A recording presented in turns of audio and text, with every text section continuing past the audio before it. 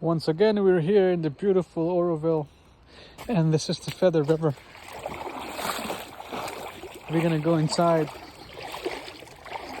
We already had our swim, but check out this beautiful scene.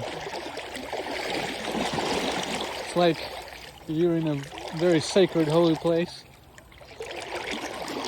We're just walking in the river, watching the sunset, beautiful sunshine, beautiful summer weather, and we're just having a beautiful time, watching the waves, having a dip in the water. There's no one here, as you can see, and the water is crystal clear. Hare Krishna.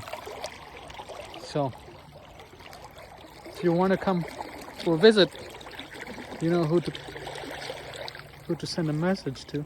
So welcome to Oroville.